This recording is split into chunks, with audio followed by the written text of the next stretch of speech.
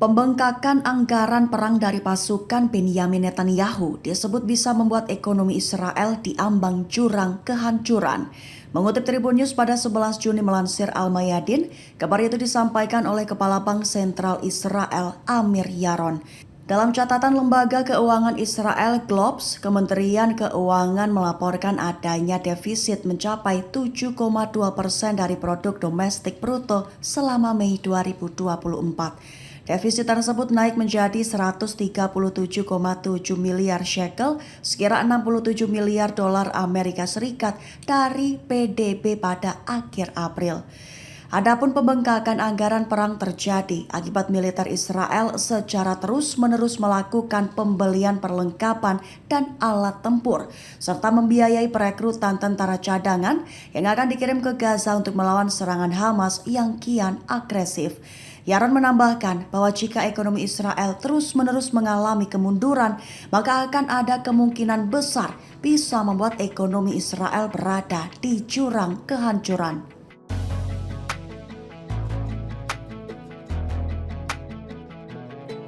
Tentara IDF mengklaim rudal anti-tank dari Lebanon menyebabkan kawasan Kabri Israel kebakaran. IDF juga mengklaim bahwa pihaknya telah melakukan serangan balasan menggunakan artileri. Mengutip Tribun News pada 11 Juni melansir pernyataan IDF dalam unggahan X Twitter pada 10 Juni waktu setempat. Pihak Israel menyatakan telah mendeteksi objek mencurigakan dari Lebanon yang menembus wilayah udara Israel. Pihak Israel pun meluncurkan rudal pencegat sebagai upaya melindungi diri. Buntutnya IDF mengindikasikan bahwa sirine peringatan dibunyikan di wilayah Acre dan Kiryat Bialik Haifa.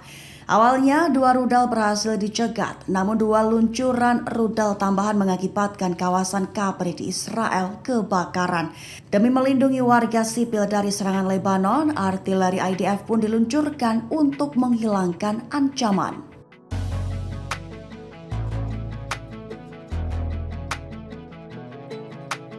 Brigade Al-Wahbi mengklaim bahwa semua pangkalan dan armada Angkatan Laut Amerika Serikat di Timur Tengah berada dalam jangkauan rudal mereka. Mengutip Tribun News pada 11 Juni melansir Memo, kabar itu tertulis dalam klaim Al-Wahbi pada 10 Juni 2024. Hal itu disampaikan oleh Mayor Jenderal Bakil Saleh Al-Wahbi, Komandan Brigade Al-Wahbi yang berafiliasi dengan Gerakan Houthi Yaman.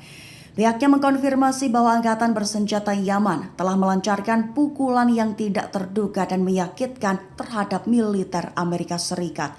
Mayor Jenderal Al-Wahbi menjelaskan bahwa Yaman sedang mengalami kemajuan pesat dalam manufaktur militer yang mematikan.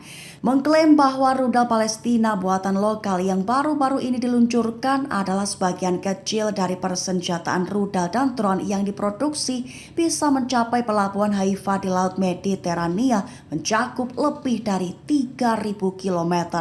Diketahui semua upaya untuk memproduksi rudal antar benua itu hanya demi ambisi ingin membidik Washington selaku sekutu Israel.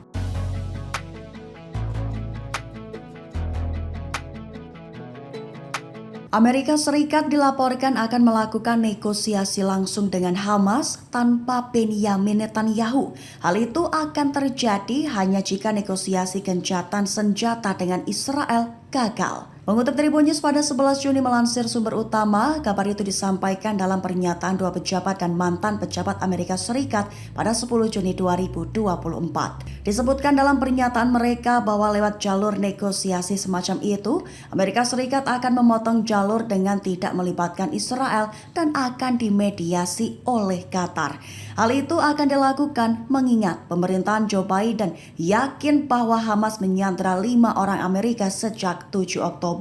Namun para pejabat juga mengklaim mereka masih ragu, khawatir nantinya Hamas bisa memutuskan perjanjian sepihak dengan Amerika Serikat dan justru semakin memperburuk hubungan antara Amerika dengan Israel, serta menambah tekanan politik dalam negeri terhadap Perdana Menteri Israel Benyamin Netanyahu. Namun di samping itu, diskusi internal juga akan dilakukan dalam konteks kemungkinan Amerika Serikat membuat perjanjian sepihak dengan Hamas. Diharapkan dapat menekan Netanyahu untuk menyetujui versi proposal gencatan senjata yang ada saat ini.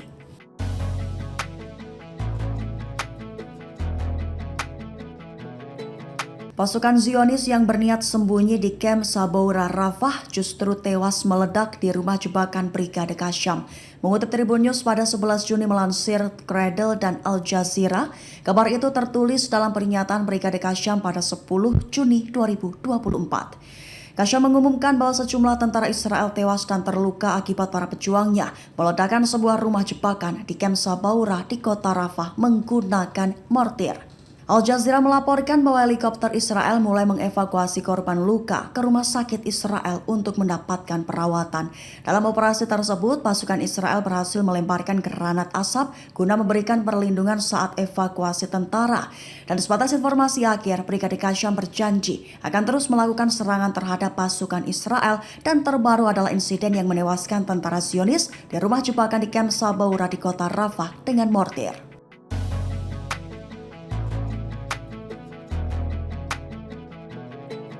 Dinas Keamanan Yaman menangkap jaringan mata-mata alias jaringan spionase besar Amerika Serikat dan Israel di Yaman. Dilaporkan bahwa jaringan mata-mata itu terkait langsung dengan Mossad dan intelijen Amerika. Mengutip Al-Mayadin pada 11 Juni, kabar itu disampaikan oleh Kepala Badan Keamanan dan Intelijen Mayor Jenderal Abdul Hakim Hashim Al-Kaiwani pada Senin 10 Juni 2024. Para pejabat menyatakan bahwa jaringan tersebut telah aktif di berbagai institusi di Yaman sejak 2015 silam. Al-Kaiwani menjelaskan bahwa jaringan tersebut bertugas mengumpulkan informasi penting di berbagai bidang, melakukan operasi teknis spionase langsung atas nama Badan Intelijen Mossad dan Intelijen Amerika Serikat untuk memperoleh informasi rahasia Yaman. Diketahui tujuan jaringan mata-mata itu disebut untuk menargetkan kesehatan masyarakat, merusak sistem pendidikan dengan mendorong korupsi moral, serta melemahkan tentara Yaman dan mengurangi kemampuannya di medan pertempuran.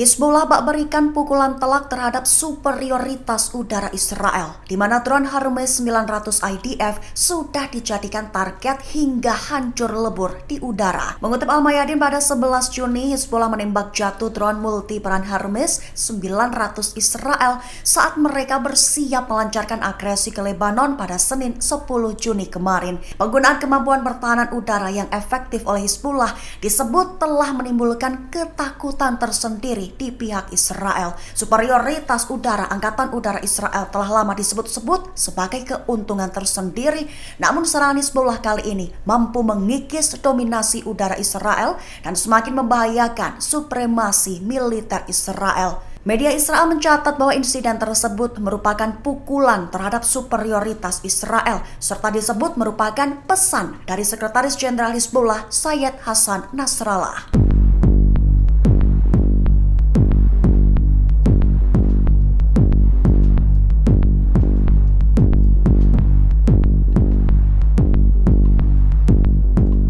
Download Tribun X sekarang, menghadirkan lokal menjadi Indonesia.